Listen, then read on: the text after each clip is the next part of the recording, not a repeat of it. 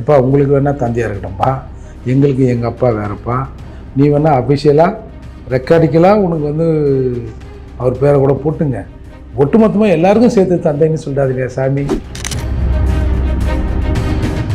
டேய் பேர பிள்ளைங்களா சொல்கிறத கேளுங்கடா, ஏண்டா டேய் தப்பு பண்ணாதீங்கடா, டேய் உங்கள் தாத்தாவா சொல்கிறேன்டா டேய் அப்படின்னு வரல.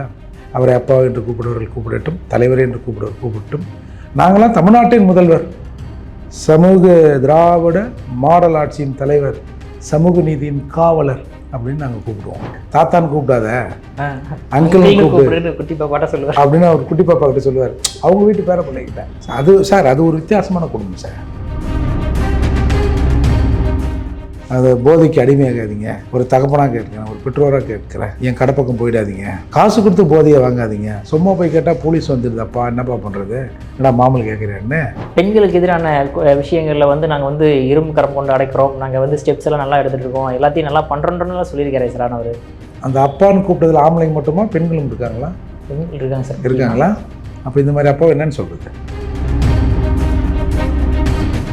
பையனும் பையன் கூப்பிடலாம், பையன் கூப்பிடலாமா? நம்ம பையனாக இருந்தால் கூட நல்லா இருக்குடா எப்பா சாமி, வெளியில் வந்து என்ன மட்டும் கொடுக்குறீங்க, உங்கள் செல்ஃபோனே இப்படின்னா இதுதான் பாசிசம். இப்போ பிரதமர் மோடியை வந்து சங்கிலி போட்டு கட்டி வச்சுக்கிறதாக ஆனந்த விகடன் குழுமம் போட்டதுன்னா, ஏய் உங்கள் காலத்தில் 2 சங்கிலி தொங்குது.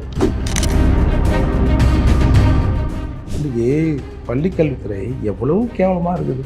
அமைச்சர் வந்து பந்து விளையாடுறாரு. இந்த டோர்னமெண்ட், கிரிக்கெட் டோர்னமெண்ட் 2026 பல கட்சிகள் சேர்ந்து நடக்கிற தேர்தல் டோர்னமெண்ட் வரும். அந்த டோர்னமெண்ட்லேயும் நாம் சிறப்பாக விளையாடி வெற்றி பெறணும் அப்படின்னு சொல்கிறாரு சார். அதையும் இதையும் போட்டோம்னா எப்படி இருக்கும்? இப்படி தான் தேர்தல் நடத்துவீங்களா நீங்கள்? அவுக்கிறது போகிறது வர்றது அதா இதா சுதந்திரம் பின் விடுதலை அது இதுன்னும் போது பெரியார், தமிழ்னும் போது ஏன்னா அவர் தமிழ் நீச பாஷை, அது கண்ணாமண்ணானி, அது தமிழ் காட்டு மிராண்டி மொழி, அது இது அப்படின்னு சொன்னார் இல்லையா? அதால் அந்த நேரத்தில் அதை விட்டுருவாங்க. பலா கில்லாடிகள் சார். எனக்கு மும்மொழி கொள்கைக்குள்ளேயே நான் போகல. ஏற்கனவே இருக்கிற இருமொழி கொள்கை இங்கே என்ன லட்சத்தில் இருக்குது சொல்லுங்கள் பார்ப்போம். என் பேரன் ஹிந்தியில் பேசினும்போது நான் அப்படியே கண்கள் பண்ணித்துன்னு சொன்னார் இல்லை, எப்படி இது நாங்கள்லாம் வந்து இருமொழி கொள்கை தமிழ் ஆங்கிலம் இருக்கிறப்போ உங்கள் வீட்டிலேருந்து ஆளுங்க மட்டும் எப்படி நீங்கள் வந்து இந்தியை கற்றுக்கினீங்க? என்றைக்கோ இருந்த ஆரிய சனாதனம் ஒழிஞ்சு திராவிட சனாதனம் தானே இன்றைக்கி வந்து என்னை தள்ளி வைக்குது. என் வாயில் பீத்தண்ணியை ஊற்றுறது இல்லாமல் என்னையே அக்யூஸ்ட் ஆகுது. சனாதனம்னா செப்பரேட் பண்ணுறதுன்றீங்க. தமிழ்நாட்டில் இருக்கிற கிராமத்துலேருந்து வேங்கை வேலை தனியாக செப்பரேட் பண்ணி வைக்குது. அப்போ இதுதானே சனாதனம். அன்பில் மகேஷோட தொகுதியில் பசங்க வந்து மரத்துக்கீழே படிக்குது. கிட்ட 40,000 கோடி ஒதுக்குறேன், 45,000 கோடி ஒதுக்குறேன் கல்வித்துறைக்குன்றீங்களே, என்ன ரிசல்ட்? நீங்கள் நடத்துகிற பள்ளிக்கூடத்தில் 3 மொழி வைக்கிறீங்க. என் பள்ளிக்கூடத்தில் எனக்கு சொல்லப்படுகிற தமிழையே சரியாக சொல்லி தர மாட்டேன். அப்புறம் நீ எங்கே எனக்கு ஆங்கிலத்தை சொல்லி தர்றது? ஒரு பள்ளிக்கூட பாசையில் பார்த்து எப்பா இந்த போர்டை போடுறா, ஒரு பேப்பரை போடுறா, படிக்கிறானா சார்? 12வது படித்த பையன்கிட்ட ஒரு ரயில்வே ஃபார்மை கொடுத்து ஃபில் பண்ணுறானா சார்? பேங்க்கு செலானை கொடுங்க சார். முன்னாடிலாம் சொன்னாங்க இங்கிலீஷ் பேசணும்னா சூப்பர் நானுங்க. நீங்கள் போய் பெசன்ட் நகர் சர்ச்சான்னு பாருங்க, இங்கிலீஷில் பிச்சை எடுக்கிறோம் 10 பேர் இருப்போம்.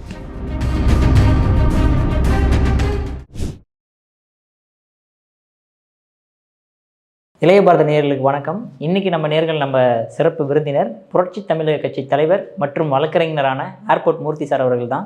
சார் வணக்கம் சார். சார் அப்பா நல்லா இருக்கிறா சார்? எங்கள் அப்பா செத்து.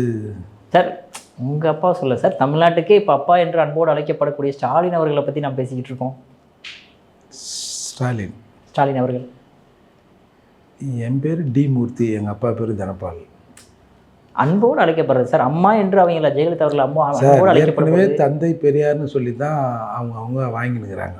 எப்பா உங்களுக்கு வேணால் தந்தையாக இருக்கட்டும்ப்பா, எங்களுக்கு எங்கள் அப்பா வேறப்பா, நீ வேணால் அஃபிஷியலாக ரெக்கார்டிக்கலாக உனக்கு வந்து அவர் பேரை கூட போட்டுங்க, ஒட்டுமொத்தமாக எல்லாருக்கும் சேர்த்து தந்தைன்னு சொல்லிடாதீங்க சாமி அப்படின்னு தான் இப்போ பிரச்சனையே நடந்துன்னுக்குது.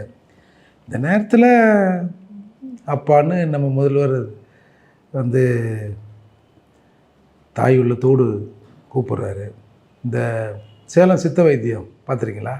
டேய் பேர பிள்ளைங்களா சொல்கிறத கேளுங்கடா, ஏண்டா டேய் தப்பு பண்ணாதீங்கடா, டேய் உங்கள் தாத்தாவா சொல்கிறேன்டா டேய் அப்படின்னு வரல. அந்த மாதிரி பேரர்கள் சொல்லிட்டு பல பேர் சொல்லியிருக்காங்க, தாத்தான்னு சில பேர் சொல்லியிருக்காங்க. இவர் வந்து அப்பா அப்படின்னு கூப்பிட்ருக்காங்க. இப்போ நம்ம பொதுவாக பெண்களை வந்து வாங்கம்மா போங்கம்மா, இப்போ யாரை முன்படுத்துகிறாம்மா கொஞ்சம் உள்ளே வாங்கம்மா, அம்மா அதை கொஞ்சம் எடுங்கம்மா, இந்தாங்கம்மா அதை வாங்கிக்கங்கம்மா அப்படின்னு பெண்களை அம்மான்னு சொல்லுவோம். திடீர்னு ஒரு ஆளை கூப்பிட்டு அப்பா அப்படின்னா அது ரொம்ப தப்பாகிடும். இல்லை சார், பெரியவங்கெல்லாம் சின்னவங்களை பார்க்கும்போது தம்பி எப்பா கொஞ்சம் இப்படி வாப்பா கொஞ்சம் அப்படி போப்பா அப்படி சொல்கிறாங்களே சார். அது சின்ன பசங்க சார், நம்மளோட வயசில் சின்னவங்களாம் வாப்பா தம்பி அப்படின்னு கூப்பிட்றோம். ஒரு பெரியவர் எங்கள் அப்பா, நம்ம யாராவது அறிவிக்கிறோம் எங்கள் அப்பா இவர் அப்படி சொல்ல முடியுமா? சரி, அவர் ஆசை ஏங்க எடுப்பானே. அவரை அப்பா என்று கூப்பிடுவர்கள் கூப்பிடட்டும், தலைவர் என்று கூப்பிடுவர் கூப்பிடட்டும். நாங்களாம் தமிழ்நாட்டின் முதல்வர், சமூக திராவிட மாடல் ஆட்சியின் தலைவர், சமூக நீதியின் காவலர் அப்படின்னு நாங்கள் கூப்பிடுவோம். ஏதாவது அதில் எதனா உங்களுக்கு கொஸ்டின் இதா? இல்லை, சமூக நீதிக்கான தலைவர் தானே. அவரே சொல்கிறாருல்ல சார், அவரே சொல்கிறாரு இது சமூக நீதி மண் அல்லவா, நான் பெரியாரின் பேரன் அல்லவா, கலைஞரின் மகன் அல்லவா, இப்போ யார் இல்லைன்னா அதெல்லாம் அவர் சொல்கிறாரு. அதெல்லாம் அவருக்கு ஒரு ஆசை இருக்கும். ஏன்னா நான் ஒரு இன்டர்வியூவில் பார்த்துருக்கேன், தாத்தான்னு கூப்பிடாத அங்கிள் கூப்பிடு குட்டி பாப்பாட்ட சொல்லுவார் அப்படின்னு அவர் குட்டி பாப்பா கிட்ட சொல்லுவார், அவங்க வீட்டு பேர பிள்ளைகிட்ட. அது சார் அது ஒரு வித்தியாசமான குடும்பம் சார். அப்பாவை தலைவரேன்னுவாங்க, அதெல்லாம் அது ஒரு மாதிரி. நம்ம ஏன் அது அவர் உனக்கு அப்பான்னு சொன்னால் நீங்கள் ஏற்றுங்க, அதுக்காக இனிஷியல்லாம் மாற்றிடாதீங்க. அப்பான்னு சொன்னால் ஏற்றுங்க. சரி, ஒரு தந்தை உள்ளத்தோடு சொன்னார் பார்த்தீங்களா, ஒரு பெற்றோரா அப்பாவாக கேட்குறேன், குடிக்க இது போதையை யூஸ் பண்ணாதீங்கடா, கஞ்சாவை கடிக்க, அது போதைக்கு அடிமையாகாதீங்க. ஒரு தகப்பனாக கேட்குறேன், ஒரு பெற்றோராக கேட்குறேன், என் கடைப்பக்கம் போயிடாதீங்க, காசு கொடுத்து போதையை வாங்காதீங்க. சும்மா போய் கேட்டால் போலீஸ் வந்துடுதாப்பா, என்னப்பா பண்ணுறது, என்னடா மாமூல் கேட்குறேன்னு அப்படின்லாம் நம்ம வீடியோலாம் பார்த்தோம். அதுக்கு இந்த நடிகர்லாம் கூட ஆமாம் முதல்வர் வந்து இந்த போதைக்கு எதிரான போரில் நம்மளும் கலந்துக்கணும், அப்படி தான் கலந்து தான் 3 நாளில் 725 கோடியை கலக்கணும். இன்னும் என்ன கலக்கிறது, இன்னும் இருக்கிற பொண்டாட்டி தாலி கீழி எதனா ஒரு சின்னதாக ஒரு மூக்குத்தி இது போட்டுருந்தாலும்னா கூட அதை எடுத்தாந்து பிராஞ்சி போட்டோன்னா அடுத்த முறை அது 1000 கோடியாக மாத்திரம் சாமி. இந்த தடவை எங்களால் முடிஞ்சது ஒரு 725 கோடி பண்ணியிருக்கோம். ஏன்னா நாங்கள் ஸ்டெடியாக நின்ட்டோம்னா கவர்மெண்ட் தள்ளாடிடும். அதால் நாங்கள் அழிஞ்சாலும் பரவாயில்ல, எங்கள் அப்பா கவர்மெண்ட்டை காப்பாற்றணும் அப்படின்னு நிறைய பேர் முயற்சி பண்ணுறோம்ல.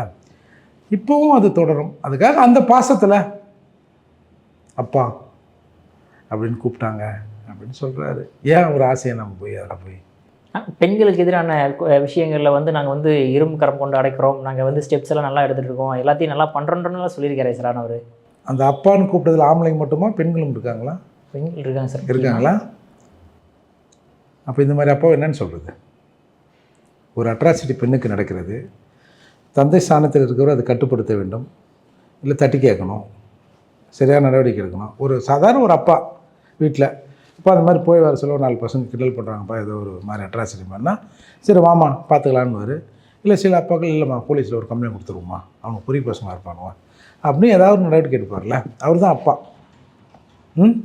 இல்லைன்னா சும்மா தானே அவர் என்னப்பா உங்கள் அப்பா அவர் கிடையாது போயா அவர்கிட்ட சொல்லிட்டு வராங்களா, வாசலில் உட்காந்துங்கிறாரு, ஆனால் அந்த ஆளுக்கு வேறு வேலைண்ணா அப்படின்னு சில பிள்ளைங்க பெண்கள் குழந்தைங்க போகிறத பார்த்துருக்கோம்ல.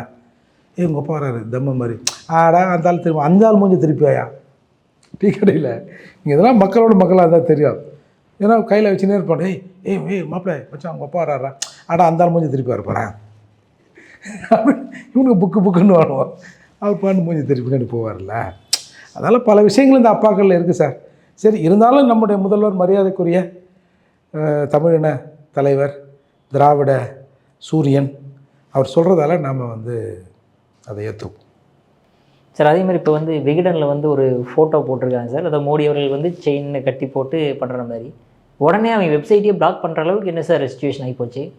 ஃப்ரீடம் ஆஃப் எக்ஸ்பிரஷன் ஒரு விஷயமே இல்லையா என்ன இப்போ சென்ட்ரல் கவர்மெண்ட்டில்? அதனால தான் சார் ஸ்டாலின் அவர்களே வந்து இதெல்லாம் ஒரு பாசிச அரசு அப்படின்ற மாதிரி விமர்சனம் பண்ணியிருக்காரு. பையனும் கூப்பிடலாம், பையன்னு கூப்பிடலாமா? நம்ம பையனாக இருந்தால் கூட அரசாங்கம் சொல்லுது, இந்திய அரசின் சட்டம் 14 வயதுக்குள் நீ பெற்ற பிள்ளையாக இருந்தால் கூட பள்ளிக்கூடத்துக்கு அனுப்பலைன்னா சட்டப்படியான குற்றம்னு சொல்லுது. நீ புள்ள பெற்று தான், அதுக்காக புக்கு தான், அதுக்காக என்ன வேணாலும் போட்டுடலாமா? இப்போ இதே அந்த ட்ரம்ப்பும் மோடியும் உட்காந்துக்கிறாங்க. மோடியும் ஸ்டாலினும், அதாவது இந்திய பிரதமரும் தமிழக முதல்வரும் 2 பேர் உட்கார வச்சுட்டு நம்ம முதல்வர் கையில் அந்த மாதிரி போட்டா என்ன பண்ணுவார் சொல்லுங்கள் சார்? ஒரு பெரிய டிவியில் ஒரு மீம்ஸ் வருது, இந்த துணியெல்லாம் சரி பண்ணிங்க, நல்ல காமெடி, பார்த்தோம்னா நல்லா தான் இருக்கும். கவுண்டமணி செந்தில் இல்லை சூப்பர்வைசர் வராரு, நீ ரெஜெக்ட் நீ செலக்ட்ன்றாரு. அந்த வீடியோவை ஒரு தொலைக்காட்சி சேனல் போடுது. அதை ஒரு தம்பி எடுத்து அவன் ட்விட்டரில் போடுறான். அவன் செஞ்ச தப்பு அதான், அது கூட தப்புன்னு எப்படி சொல்ல முடியும்? எல்லாரும் சிரிக்கிறோம், காமெடியாக இருக்குது. இப்போ போட்டால் கூட காமெடியாக தான் இருக்கும் அந்த சீனு. அதுக்கு விடிய காலில் போய் அவனை கைது பண்ணாங்க. ஏய் தம்பி நைனா வாடான்னா வந்துட போகிறான். ஆனால் இவங்க அப்படி பண்ணாங்க. சவுக்கு சங்கர் மேட்ரு என்ன, நீதிமன்றமே கண்டிச்சுது. அப்புறம் இந்த ஒரு சாமியார் நாமகார், அவர் கதை என்னாச்சு? அந்த மாதிரி பல உதாரணங்களை நாம் சொல்லலாம். ஏன் G2 மீது வந்து அலிகேஷன் போட்டாங்கன்று இதே நிறுவனத்தின் மீது அந்த ஓனர் மீதும் சேர்த்து தான் போட்டாங்க. அதுக்கப்புறம் நீதிமன்றம் அது இதுன்னு போச்சு இல்லையா? அதால் விகடன் செய்தி தப்பா சரியா அப்படின்னு அதை பேசுவதற்கு நம்மை போன்றவர்களுக்கு அதற்கான தார்மீக உரிமை இருக்கிறது. தகுதி இருக்குன்னா தப்பாயிடும். நம்ம முதல்வருக்கு அது இருக்கா, திமுக காரருக்கு அது இருக்கா அப்படின்னா அது சந்தேகம்தான். அதில் மோடி அவர்கள் வந்து விமர்சனத்துக்கு அப்பாற்பட்டவரா? இல்லை. யாராக இருந்தாலும் விமர்சனம் பண்ணலாம். அவரோட கருத்தும் என்னோட கருத்தும் ஒன்றா இருக்க வேண்டிய அவசியமே இல்லை. ஏங்க 50 வருஷம் கணவன் மனைவி இருக்காங்க, 2 பேரும் ஒன்றா கருத்தாகிடுதா? 5-6 புள்ள பெற்றுக்கிறாங்க, ஒரே மைண்ட் செட்டில் இருக்கிறாங்களா? இல்லையே. அப்போது விமர்சனங்கள் வரலாம். நான் ஒரு விஷயத்தை நான் வாங்கி கொண்ட அரசியலிருந்து நான் ஒரு விஷயத்தை பார்ப்பேன். இப்போ நான் உதாரணத்துக்கு நம்ம இந்த ஸ்டாலின் புடவை ஏற்றி விட்டார்ல, முட்டியை மறைச்சார, அந்த விளம்பரத்தை எவ்வளோ பேர் பார்த்துருப்பீங்க? நான் பார்த்த விதம் எப்படி இருக்குது? ஸ்டாலின் அவர்கள் 1000 ரூபாய் கொடுத்து அந்த துணியை இழுத்து விட்ருக்காரு. அப்போ இழுத்து விடாமல் இருந்தப்போ 1000 ரூபாய் கொடுக்காதப்போ எத்தனை சேலைகள் இவர்களுக்கு தெரிந்து அவிக்கப்பட்டிருக்கும் அப்படின்னு சொன்னேன். 1000 ரூபாய் கொடுத்து தான் ஸ்டாலின் 1000 ரூபா கொடுத்தாரு, அதை வாங்கி தான் வந்து மருந்து வாங்கி என் பிள்ளை உயிரோடு இருக்குது. அப்போ அந்த 1000 ரூபா கொடுக்கறதுக்கு முன்னால் எத்தனை பிள்ளைகள் மரணித்திருக்கும்? அப்போது அவங்கவுங்க என்ன விஷயத்தை உள்வாங்கி இருக்கிறார்களோ அதைத்தான் நாம் வந்து ஒரு விஷயத்தை பார்க்குற போது நமக்கு ஒரு கருத்து வரும். அப்படி இருக்கிற போது இவர்கள் வந்து அந்த மாதிரி போட்டது தவறு அப்படின்னு பல பேர் இன்றைக்கி சொல்கிறாங்க. அது மட்டும் இல்லாத அந்த பர்டிகுலர் இஷ்யூ மேலே புகார் கொடுக்கப்படுது. புகார் கொடுத்தா அப்புறம் புகாருக்கு நடவடிக்கை எடுத்துத்தானே ஆகணும். அவர் வந்து ப்ரெஸ் கிளப் ஆஃப் இந்தியாவுக்கு அமைச்சிருக்காரு, அப்புறம் பிராட்காஸ்டிங் மினிஸ்டர் எல் முருகனுக்கு அமைச்சிருக்காங்க. அப்போ அது குறித்து உடனே அது வந்து தடை செய்யப்பட்டிருக்கு. சரி, தடை செய்யப்பட்டது அன்லாஃபுல் தடைன்னா நாளைக்கு நீதிமன்றம் அதை ரிலீஸ் பண்ணுங்கப்பான்னு சொல்ல போகுது. இல்லை நீங்கள் ஒரு வருத்தம் தெரிவித்தால் அது வந்து திரும்பி ரிலீஸ் பண்ணப்படும் மத்திய அரசு சொல்லிச்சுன்னு வச்சுங்க. நான் ராகுல் காந்தி மாதிரி நான் அதெல்லாம் சொல்ல மாட்டேன் அப்படின்னு சொல்லுவார்? இல்லை. ஏன்னா ராகுல் காந்தி வந்து நான் மோடின்ற ஒரு சாதியை குறித்து பேசலை அப்படின்னு சொல்கிறது ஒரு அரசியல். ஆனால் இவங்களுக்கு இது பிழைப்பு இல்லை. இப்போ அது வெப்சைட்டை பார்த்தா 4 பேர் பார்ப்பான், 4 காசு வரும், 4 இடத்துல ரீச் ஆகும். இப்போ பத்திரிகை யார் பெரும்பாலும் நிறைய பேர் பார்க்குறாங்க. இன்னும் யாரும் போய் வாங்கி பார்க்குற மாதிரிலாம் அந்த காலம் மாதிரி இல்லைல்ல சேல்ஸ்லாம். இப்போ இந்த மாதிரி நெட்டு அது இதில் தானே பார்க்குறாங்க. அதனால் நாளைக்கு மேபி அது கூட நடக்கலாம். ஆனால் அவன் என்ன அதற்கு பின்னால் என்ன சொல்கிறாங்கன்னா, இந்த மாதிரி இந்தியர்களை வந்து அங்கேருந்து எடுத்துகிட்டு வராங்க அப்படிலாம் சொல்கிறாரு. ஐரோப்பிய நாடுகள் சட்டமே இருக்குது. ஃப்ளைட்டில் போகும்போது இந்த மாதிரி வந்து அன்லாஃபுல் என்ட்ரியை இந்த மாதிரி வந்து கொண்டு தான் போனோம். ஏன்னா அவங்க ஃப்ளைட்டில் ஏதாவது தகராறு தள்ளுமுள்ள எதனா ஆயிடுச்சுன்னா நடுவானில் வந்து பிரச்சனை ஆகிட்டுன்றதுக்கு சில சட்டங்கள் இருக்குது. பல நாடுகளில் வந்து இதை விட கடுமையான தண்டனைகள்லாம் இருக்குது. பட் இந்தியா ஏதாவது ஒரு முயற்சி பண்ணி அப்போ நாங்களாவது வெனிசுலாவிலேருந்து எங்கேயோ ஃப்ளைட் அனுப்பிச்சாங்களாமே, அந்த மாதிரி இந்தியா நாங்கள் ஒரு ஃப்ளைட் அனுப்பிச்சு நாங்களாவது அவங்கள ரெஸ்கியூ பண்ணிக்கலாம்னு சொல்லியிருக்கலாம். மேபி அது என்னென்னு தெரியல. இப்போ நம்ம ஊருக்காரங்க யாராவது இருக்காங்களா என்னன்னு தெரியல. இவர் கேட்டாரா போனாரா என்னன்னு தெரியல. இப்படி ஒரு கண்டிஷனில் இதை வந்து நாம் பேசலாம். நான் தான் சொல்கிறேன், நான் மூர்த்தி பேசலாம். எப்படி வந்து மத்திய அரசு இதை வந்து மூடிச்சு இந்த வெப்சைட்டை அப்படின்னு நான் கேட்கலாம். ஏன்னா அநீதிக்கு எதிராக குரல் கொடுக்குறவங்க நாங்கள். ஆனால் நீங்கள் அதைத்தானே பண்ணுறீங்க. தமிழ்நாட்டில் சார் ஒன்றுமே இல்லை, எல்லாம் இன்றைக்கு இருக்கிற பெரும்பாலான மெயின் ஸ்ட்ரீம் மீடியாக்கள் உங்களுடைய ஜால்ராக்களாக, உங்களுக்கு அடிபணிந்தவர்களாக, இல்லை உங்களுக்கு ஒத்து போகிறவர்களாக மாறிவிட்டார்கள். இந்த எஃப்ஐஆர் விவகாரத்தில், அண்ணா யூனிவர்சிட்டி எஃப்ஐஆர் வெளியான விவகாரத்தில் அது பப்ளிக் டொமைனில் இருக்குது. நீங்கள் கூட எடுத்துருக்கலாம். நல்ல வேலை எடுக்கல பொழுது, அதெல்லாம் உங்கள் செல்ஃபோன் உங்கள்கிட்ட இருக்குது. அதை உள்ளே போய் என்ட்ராகி நம்ம நம்பரை போட்டோடனே ஒரு ஓடிபி வரும். ஓடிபி வந்து நம்ம போட்டோம்னா அது வந்து டவுன்லோட் ஆகிடும். இதுதான் அதோட பண்பு. அதை யாரோ 4 பேர் பார்த்துட்டாங்கன்னு சொல்லிட்டு ஒட்டுமொத்தமாக இருக்கிற இந்த பத்திரிகைகளெல்லாம் வாங்கி அந்த செல்ஃபோன்லாம் பிடிக்கிட்டு உனக்கு எத்தனை பொண்டாட்டி, உனக்கு எத்தனை வீடு, அதெல்லாம் கேட்டிருக்காங்க. அந்த பொண்டாட்டிலாம் யார் கேட்டாங்கன்னு தெரியல. ஏன்னா நக்கீரன் பிரகாஷ் அழுகுறாரு. சொல்ல வேண்டியதானே 1 2 3ன்னு. அது அவர் பல பேர் அதில் சொல்கிறதுக்கு வைக்கப்பட்டாங்களான்னு என்னன்னு தெரில. ஏன்னா மனைவி, துணைவி, இணைவி அப்படின்னு எதாவது இருக்கா நமக்கு தெரியல. பட் இதில் நான் சொல்ல வர்றது என்னென்னா, அரசாங்கத்திற்கு முட்டு கொடுத்த முட்டுத்தூண்களின் செல்ஃபோனை பறிக்கப்பட்டது. நீதிமன்றத்துக்கு போகிறாங்க. அதில் தான் வேடிக்கை. நீதிமன்றம் போய் செல்ஃபோன்லாம் கொடுங்கன்ட்டாங்க. நீதிமன்றம் செல்ஃபோனை கொடுங்கன்னு சொன்ன பிறகும் அது சில மறுக்கிறாங்களோ அதே பிரகாஷ் தான் எங்கள் அண்ணன் தான் பேசுகிறாரு. நல்லா இருக்குடா எப்பா சாமி, வெளியில் வந்து என்ன முட்டு கொடுக்குறீங்க, உங்கள் செல்ஃபோனே இப்படின்னா இதுதான் பாசிசம். மத்திய அரசு பாசிசமா? மேபி மத்திய அரசு கூட பாசிசமாக இருக்கலாம். அதை விட கொடுமையால இங்கே இருக்குது. அதனால் அதை பற்றி பேசுவதற்கு தமிழகத்தில் ஒன்றும் பெருசாக யாருக்கும் தகுதி இல்லைன்னு தான் நான் நினைக்கிறேன். அப்புறம் இந்த அல்லகைகள்லாம் கொஞ்சம் பேர் இருப்பாங்க. அதை பற்றி அவங்க ஒன்றும் பெருசாக ரியாக்ட் பண்ணதா தெரியல. ஏன்னா இவனுங்களே சங்கிலி போட்டு தானே கட்டி வச்சுக்குது. இப்போ பிரதமர் மோடியை வந்து சங்கிலி போட்டு கட்டி வச்சுக்கிறதாக ஆனந்த விகடன் குழுமம் போட்டதுன்னா, ஏய் உன் காலத்தில் 2 சங்கிலி தொங்குது பாரு அப்படின்னு யாராவது கேட்டுருவாங்கன்றதுக்காக கூட இவங்க ஒன்றும் பேசாமல் இருக்கிறாங்க. ஏங்க எம்ஜிஆர் காலத்தில் இதெல்லாம் நடந்ததுங்க. ஒரு இதான் ஆடை இல்லாமல் பால் கொடுன்னதுக்கு ஒரு கார்ட்டூனை போட்டு அப்பயே போனது உண்டு. ஏன் இப்போ வந்து இதே துக்ளக்கை வந்து கருணாநிதி அவர்கள் தடை பண்ணலையா? அதெல்லாம் இருக்கத்தான் செய்யும். இவர்களுக்கு என்னவோ திடீர்னு ஜனநாயக குரல் நாங்கள் தாங்க அப்போ நீதிமன்றம் தமிழ்நாடு அரசை பற்றியோ ஜனநாயகம்னு ஒன்று இருக்குது, மக்கள் உரிமைன்னு ஒன்று இருக்குது, பேச்சு சுதந்திரம்னு ஒன்று, தனிப்பட்ட மனிதனோட பேச்சு சுதந்திரம்னு ஒன்று இருக்குது.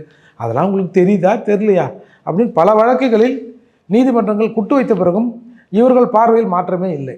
அப்பேற்பட்டவர்கள் தான் இன்றைக்கி வந்து விகடனுக்காக நாங்கள் தான் ஏதோ முன்னாடி செஞ்சோம், ஏங்க நீங்களும் அந்த மாதிரி செய்கிறீங்க அப்படின்னு இன்றைக்கி கேட்டிருக்காங்க தான் நான் பார்க்குறேன். சார் எல்லாம் இவ்வளோ குற்றச்சாட்டு வைக்கிறீங்க, ஆனால் திமுக அமைச்சர்கள்லாம் வந்து அமைச்சர்கள் சரி, மேயர் சரி, எல்லாம் நிம்மதியாக கிரிக்கெட் விளையாண்டுருக்காங்களே சார்.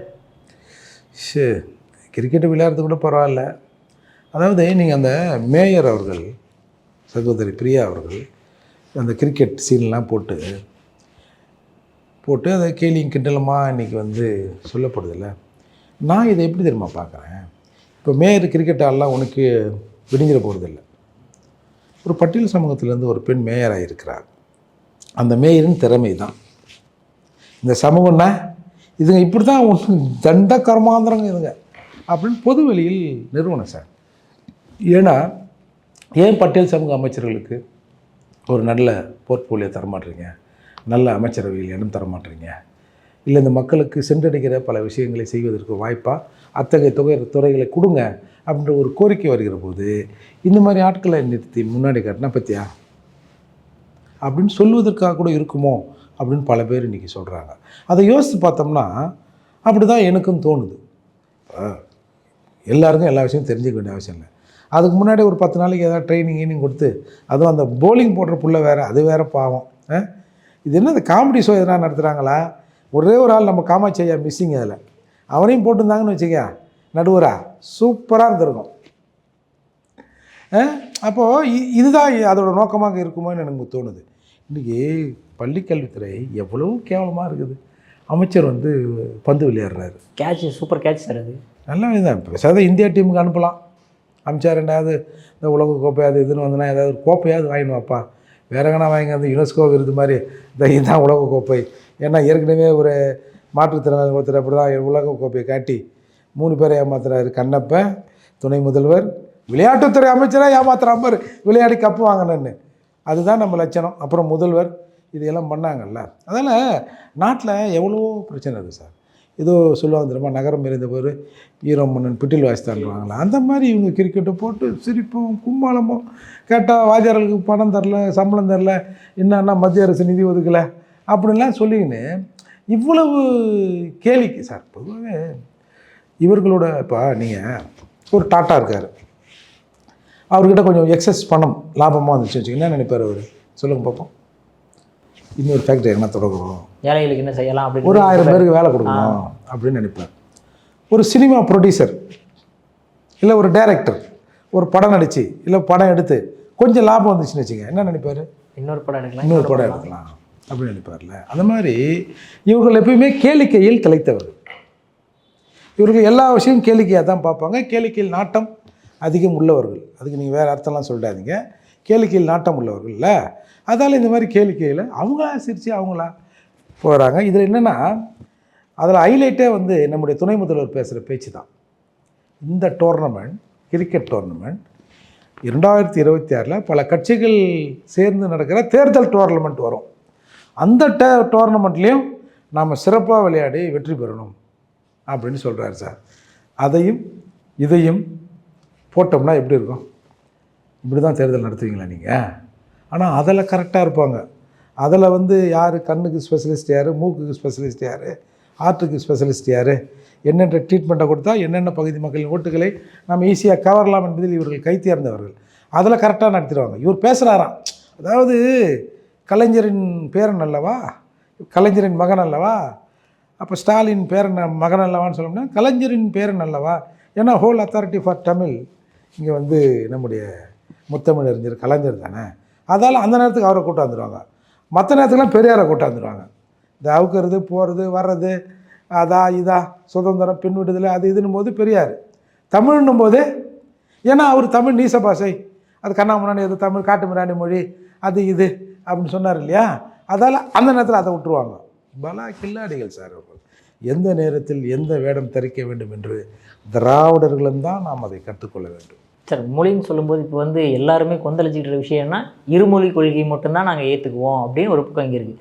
ஆனால் சென்ட்ரல் கவர்மெண்ட் என்ன சொல்கிறாங்கன்னா நியூ எஜுகேஷன் பாலிசியை அக்செப்ட் பண்ணிக்கிட்டிங்கன்னா தான் நாங்கள் வந்து ஃபண்டே அலோகேட் பண்ணுவோம் அப்படின்ற மாதிரி அந்த பக்கம் ஒரு ஸ்டாண்ட் நிற்கிறாங்க. ஏற்கனவே 1-2 தவணைகளை இவர்கள் வாங்கி விட்டார்கள் தமிழக அரசு.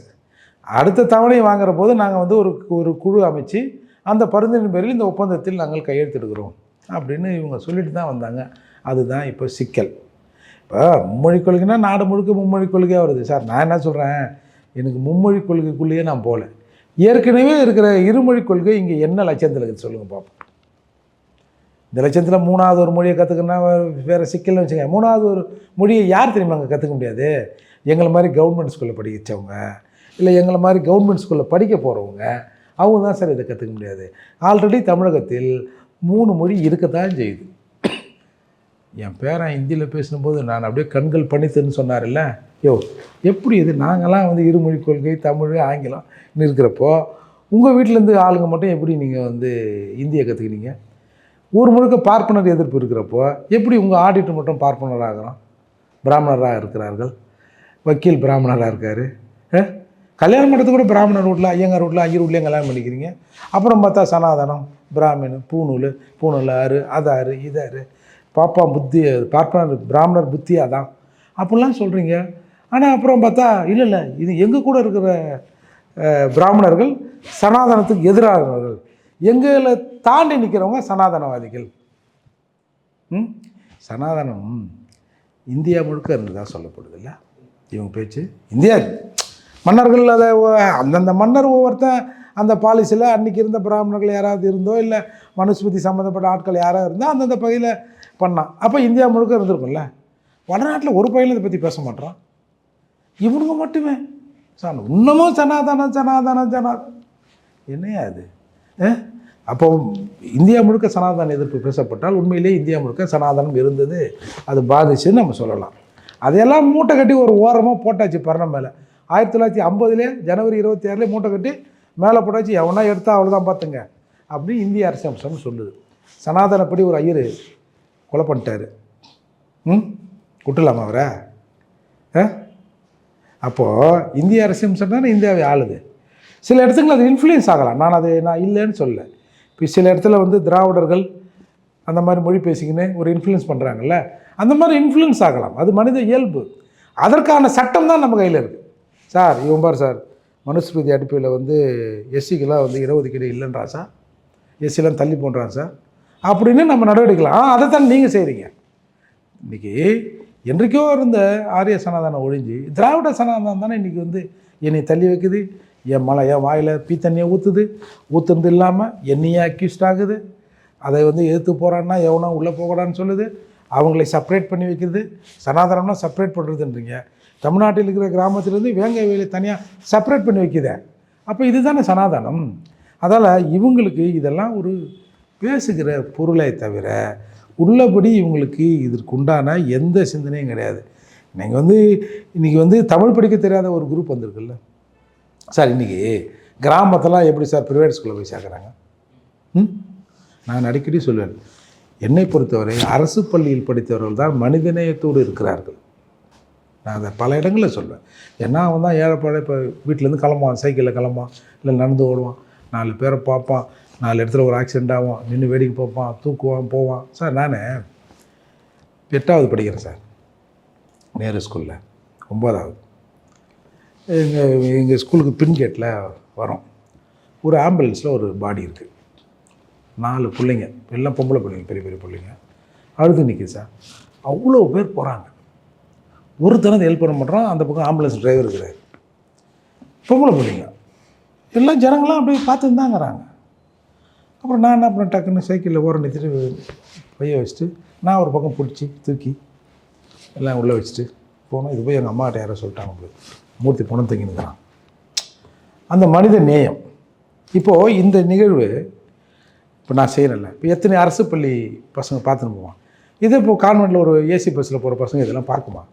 அப்போது மனிதநேயத்தோடு சில விஷயங்கள் வந்து மாங்காயில் உப்பு தடவி சாப்பிட்ணும், ₹1 ₹2 பிஸ்கட் வாங்கணும், அரிசி பாக்கெட்டில் ஊற்றி சர்க்கரை போட்டு ஊற வச்சு சாப்பிட்றது, இதெல்லாம் அரசு பள்ளியில் படித்தவர்கள் இந்த இயல்பாக இந்த மக்களோடு மக்களாக இருந்தவர்கள் கொஞ்சம் மனிதநேயத்தை பார்ப்பார்கள் அப்படிங்கிறதுல தான் சொல்கிறது. அப்போது அந்த அரசு பள்ளியை சீராக்குனது யார்? சீரழிச்சது யார்? திராவிட மாடல். நீங்கள் தானே. அன்பில் மகேஷோட தொகுதியில் பசங்க வந்து மரத்துக்கீழே படிக்குது. 10,000 பள்ளி கட்டிடங்கள் இடிந்து விழுகிற நிலையில் இருக்குது. போய் டொனேஷன் வாங்கி அந்த கட்டடத்தெல்லாம் கட்டுங்க அப்படின்னு சொல்கிறீங்கல்ல. கிட்ட 40,000 கோடி ஒதுக்குறேன், 45,000 கோடி ஒதுக்குறேன் கல்வித்துறைக்குன்றீங்கல்ல. என்ன ரிசல்ட்? ஒரு இளைய தலைமுறை, தமிழ் படிக்க தெரியாத தலைமுறையாக தமிழ்நாட்டில் வளர்ந்துருக்குது. அந்த பெருமைக்கெல்லாம் சொந்தக்காரர்கள் நீங்கள் தானே. நீங்கள் நடத்துகிற பள்ளிக்கூடத்தில் 3 மொழி வைக்கிறீங்க. என் பள்ளிக்கூடத்தில் எனக்கு சொல்லப்படுகிற தமிழையே சரியாக சொல்லித்தர மாட்டேறேன்.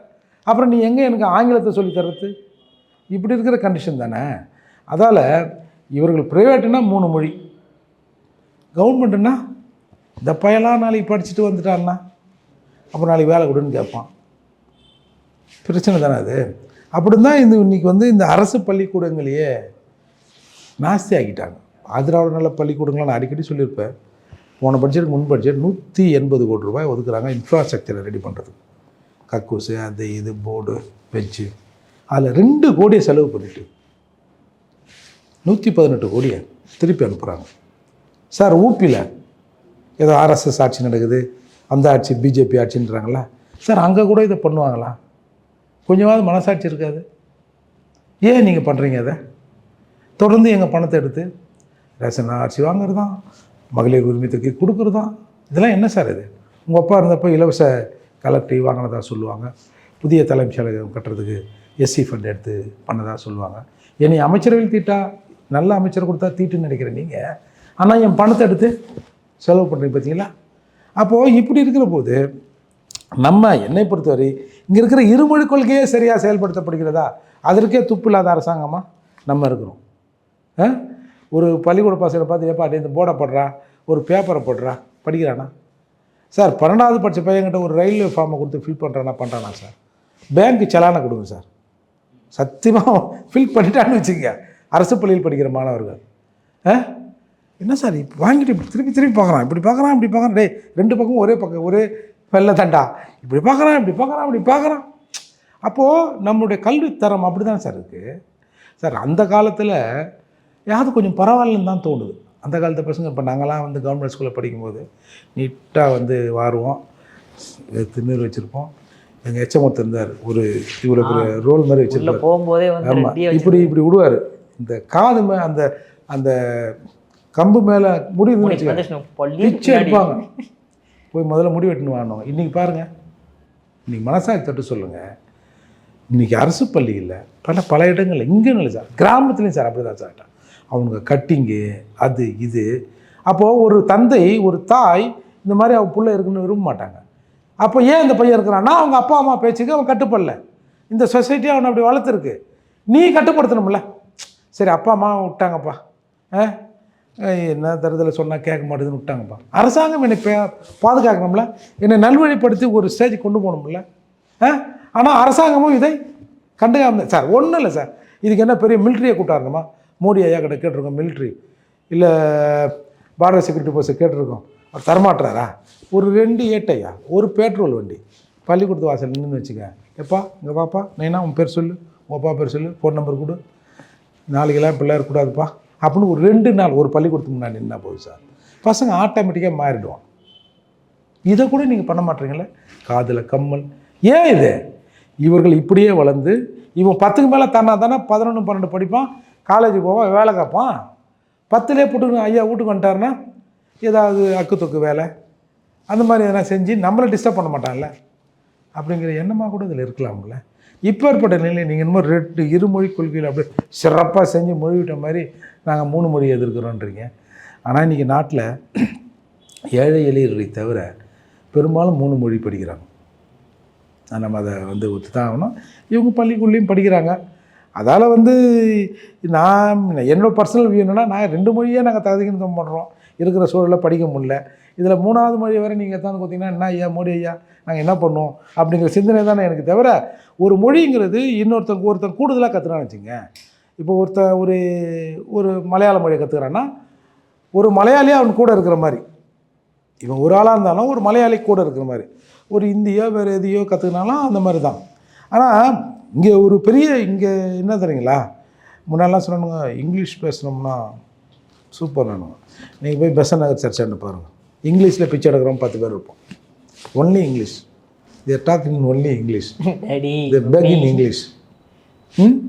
அப்புறம் ஒரு காலத்தில் விட்டுனாங்க இந்தி கற்றுக்குன்னா இந்தியாவே ஆளலாம். நான் இந்தி கற்றுக்குன்னா ஹிந்தி பேசுனா இங்கே பான் பராகத்து எச்சையை தான் துப்பலாம். அப்படி தான் ஆகிப்போச்சு. மூளைக்கு மூளை அந்த கடை இந்த கடை அப்படி தான் ஆகிப்போச்சு. அதால் ஒரு மொழி மீது நமக்கு ஒன்றும் பெருசாக இல்லை. தாய்மொழியை காக்கிற தகுதி உங்களுக்கு இருந்தால், தாய்மொழி பற்று உங்களுக்கு இருந்தால், எந்த மொழி வந்தாலும் என் தாய்மொழியை அழித்து விட முடியாது. ஆனால் தாய்மொழி பற்று இல்லாத நீங்களே இருக்கிறீங்க. தாய்மொழி பற்று கொண்ட தமிழர்கள் இங்கே ஆட்சி அதிகாரத்தில் இருந்தால் எந்த மொழி வேணாலும் கற்றுக்கலாம், என் தமிழ் மொழி சிறப்பு அப்படின்னு நாங்கள் செய்வோம். இங்கே தான் இப்போ ஒரு தலைமுறையே தமிழ் தெரியாமல் இருக்குது. தமிழ் எக்ஸாமில் ஃபெயில் ஆகிறான தமிழ்நாட்டில் இந்த லட்சத்தில் நீங்கள் மும்மொழியை நாங்கள் எதிர்க்கிறோன்றீங்க. இதுக்கு என்ன தீர்வு சொல்லுறதுன்னு எனக்கும் தெரியல. ஓகே சார், கடைசியாக ஒரே ஒரு கேள்வி சார். அதாவது உங்களை ட்விட்டரில் பார்த்தோம் அப்படின்னா பாசிட்டிவ் கமெண்ட்ஸை விட ஒரு நெகட்டிவ் கமெண்ட்ஸ் தானே அதிகமாக இருக்குது. உங்களை விமர்சனம் செய்கிறவங்க தானே சார் அதிகமாக இருக்காங்க. ஏங்க முன்னாடி அப்படி இல்லைங்க. இந்த ஈரோடு இடைத்ததில் போய் நின்று பேசணும் தெரியுங்களா, சீமான் அவர்கள் வந்த பிரச்சனை இது. ஆமாங்க, சீமானுக்கு ஒரு 500 பேர் அவனை ஃபிக்ஸ் பண்ணி வச்சுருக்கான்னு வச்சுக்க. சீமான் ஏதாவது பண்ணால் கீழே போய் அசிங்கமாக போடணுன்னு ஒரு 500 பணியாளர்கள் பணியமர்த்தப்பட்டு இருக்கிறார்கள் என்று சொன்னால் அதில் ஒரு 200 பேர் நம்ம பக்கம் திருப்பி விட்டாங்க. எப்பா சீமானை அப்புறம் கொஞ்சம் அடிச்சிக்கலாம், முதல்ல இவனை பிடி. யார் அது புதுசாக ரொம்ப விளையாட் பண்ணுறது பிடின்னு போடுறாங்க. சரி, எனக்கு என்ன வருத்தம் என்ன சார், இந்த பிறந்த நாளுக்கு எல்லாம் வாழ்த்து சொன்னாங்க. இப்போ வாழ்த்து சொன்னாங்க, நம்ம ஒரு நன்றி சொன்னோம்ல. நன்றி சொல்கிறதுக்கு யார் ஃபோன் பண்ணாங்க, அப்படி யார் நேரில் வாழ்த்து சொன்னாங்கன்னு சொல்லிட்டு அண்ணாமலை சீமான் உட்பட பல பேர் யார் நமக்கு ஃபோனில் பேசுனாங்க. இல்லை யார் ட்விட்டரில், பெரும்பாலும் அதில் ஒரு 90-95% எல்லோரும் ஃபோனில் அழைப்பில் சொன்னவங்க தான். அப்படி இருக்கும்போது அவங்களுக்கு ஒரு நன்றின்னு போட்டேன் சார். இது ஒரு அநாகரிகமான ஒரு சமூகத்தை கூலிக்கு வயிற்றை நிரப்புறதுக்காக இவங்க வளர்க்குறாங்க பொழுது. சும்மா இவனுங்களாம் என்ன காசு கொடுத்துருவோம் சார். நான் ஒரு சொந்த சகோதரன், நான் ஒரு பறையர், என்னை திட்டவங்களாம் பறையனாக தான் இருக்கிறான். இப்போ நீ என் வீட்டில் கேட்குறேன்னு அது உன் வீட்டில் தான் அர்த்தம். ஏதாவது ஒரு லைன் எடுத்து பார்த்தா வேறு எடுத்தால் எல்லாம் சொந்தக்காரனாக இருப்போம். இவங்களை பயன்படுத்தாங்களா? இன்றைக்கி இந்த திமுக ஐடிவிங்க அது இதுன்னு எதையாவது ஒன்று சொன்னோம்னா ஒரு இன்டர்வியூ போகிறோன்னு வச்சுங்க, நீங்கள் ஒரு கேள்வி கேட்பீங்க, நான் அதுக்கு பதில் சொல்லுவோம்ல. கேள்வி மட்டும் போடுறது ஒரு பக்கம் என் மூஞ்ச போகிறது, கேள்விக்கு எப்படி முடிக்கிறார் பற்றியா அப்படின்னு போட்டு அதில் ஒரு ஆனந்தம். ஆனால் இது வெளியிலேருந்து பார்க்குற போது, அதாவது தளபதி, லெப்டினன்ட் கர்னல், புரட்சியாளர் அப்போல்லாம் இப்போல்லாம் போடுறானுல்ல. ஒரு 50 வருஷம் கழிச்சு பார்த்தோன்னு வச்சுக்கப்பா 2024 தமிழ்நாட்டில் சண்டைலாம் நடந்தது பொழுது போர்லாம் நிறைய தளபதி, நிறைய புரட்சியாளர், நிறைய நடமான வெடிகுண்டு இவங்களாம் இருந்துக்கிறான் போலப்பான்னு அடுத்த தலைமுறை புரிஞ்சிக்காதே. அந்த மாதிரி இந்த மாதிரி இவனுங்க இந்த மாதிரி கண்ணாமண்ணான்னு போடுறானுல்ல. ஒரு நாகரிகம் வேணாம் சார், பேசலாம். ஏதோ 2 வார்த்தை 3 வார்த்தை, நீ 3ன்னா நான் 4ன்னு போகிறேன், நான் 1 நீ 3ன்னு ஒன்று, நான் 1 சாமி அப்படிலாம் இல்லை. நீ என்ன வைக்கிற நானும் அதை நமக்கு வாங்கி வச்சுக்கிற பழக்கம்லாம் இல்லை. நான் டக்குன்னு உணர்ச்சிப்பட்டுருவேன். அப்படி அது காத்தோடு போயிடும் சார். பதிவு பண்ணான்னா அது பல காலத்துக்கு இருக்கும்ல. அந்த குறைஞ்சபட்ச நாகரிகம், அந்த தமிழர் பண்பாடு கூட இன்றைக்கி பல தருதலைகளால் கெடப்பட்டிருக்கு. இதெல்லாம் நம்ம கலாச்சாரமே இல்லை. இவனுங்களை அந்த மாதிரி ஒரு தமிழ் கூட்டத்தை பிழைப்புவாத கூட்டமாக மாற்றி, வயிறு வளர்க்குற கூட்டமாக மாற்றி, அதால் சகோதரர்கள் திருந்தணும். இது வந்து தமிழர்களுக்கென்று ஒரு பாரம்பரியம் இருக்குது, ஒரு கலாச்சாரம் இருக்குது, ஒரு சீரிய ஒரு வரைமுறையோடு நாம் வாழ்ந்து கொண்டு இருக்கிற சமூகத்தில் இந்த திராவிட பயலுங்க பூந்து கண்ணாமுன்னான்னு ஆக்கி கலீஜ் பண்ணுறானுங்க சார். இதுக்கு என்ன தீர்வுன்னு நினைக்கிறீங்க? நாயாக பார்த்து குலைச்சிட்டு நாக்க தொங்க போட்டு தானாக போனால் தான் உண்டு. நம்ம எத்தனை நாயை தான் கல் எடுத்து அடிக்க முடியும்? இல்லை நாயோட நாய் ஓனரை எத்தனை பேர் தான் நம்ம திட்ட முடியும்? அதால் அதை தானாக கொஞ்ச அம்பேத்கர், புரட்சியாளர் அம்பேத்கர் சொல்வார், நாய்கள் குலைப்பதால் யானையின் பயணம் தடைபடாதுன்னுவார். அதால் நாமளும் சிலப்போ இந்த நாயை குலைச்சி மட்டும்னு விடுறோம். சிலப்போ டக்குன்னு இன்னும் சில பேர் நாமளும் 2 கல் எடுத்து அடிக்கிற மாதிரி ஆயிடுது ஓனரை பார்த்து. அதால் இது வந்து ஒரு நல்ல சமூகத்துக்கான அறிகுறி இல்லை. அப்படி தான் நான் பார்க்குறேன். பாப்பா சார், ஜனரஞ்சகமான உங்களோட பதிலுக்கு மிக்க நன்றி சார்.